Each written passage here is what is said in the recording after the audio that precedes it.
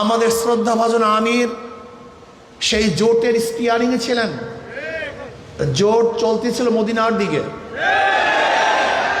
যখনই স্টিয়ারিং ছিনতাই করে আমেরিকার দিকে চলে গেছে, ইসলামী আন্দোলন সেখান থেকে সরে গেছে। ইসলামী আন্দোলন বাংলাদেশ জোটে ছিল ইসলামের জন্য, বের হয়েছে ইসলামের জন্য। ইসলামী আন্দোলন বাংলাদেশ জনগণের সাথে ধোঁকাবাজি করতে পারে না, প্রতারণা করতে পারে না। ইসলামী আন্দোলন বাংলাদেশ গুপ্ত রাজনীতি করে না। ইসলামী আন্দোলন বাংলাদেশ ইসলামের জন্য ক্ষমতা ত্যাগ করতে পারে, কিন্তু ক্ষমতার জন্য ইসলাম ত্যাগ করতে পারে না।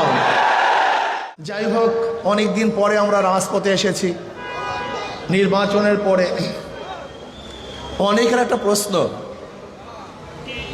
যে ঐক্যের জন্য আহ্বান করেছেন আপনারা, প্ল্যাটফর্ম গড়েছেন আপনারা, আশা আবার শেষ পর্যন্ত নাইও আপনারা।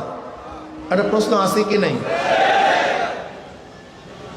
ইসলামী আন্দোলনের সম্মানিত আমির ইসলামের পক্ষে একটা বাক্সের জন্য আহ্বান করেছিল। স্টিয়ারিংয়ে পীর সাহেব চরমনাই ছিলেন।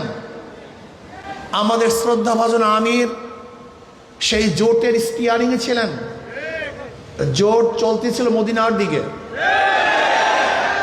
যখনই স্টিয়ারিং ছিনতাই করে আমেরিকার দিকে চলে গেছে, ইসলামী আন্দোলন সেখান থেকে সরে গেছে। তার মানে ইসলামী আন্দোলন বাংলাদেশ জোটে ছিল ইসলামের জন্য, বের হয়েছে ইসলামের জন্য। ইসলামী আন্দোলন বাংলাদেশ জনগণের সাথে ধোঁকাবাজি করতে পারে না, প্রতারণা করতে পারে না। ইসলামী আন্দোলন বাংলাদেশ গুপ্ত রাজনীতি করে না। ইসলামী আন্দোলন বাংলাদেশ যা মুখে বলে বাস্তবে তাই করে।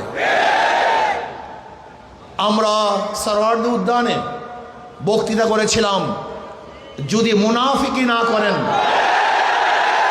তাহলে আগামীতে ইসলাম ক্ষমতায় যাবে। কিন্তু কাদের জন্য, কিসের জন্য আজকে ইসলাম ক্ষমতায় যায় নাই? হয়তোবা ভেবেছেন যে আমরা গুপ্তভাবে এড়িয়ে যাব, পালিয়ে যাব। না, বর্তমানে গুপ্ত থাকার কোনো সে নাই, সম্ভাবনা নেই। সব কিছু স্পষ্ট হয়ে যাবে।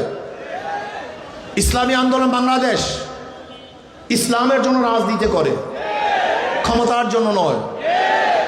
ইসলামী আন্দোলন বাংলাদেশ ইসলামের জন্য ক্ষমতা ত্যাগ করতে পারে, কিন্তু ক্ষমতার জন্য ইসলাম ত্যাগ করতে পারে না।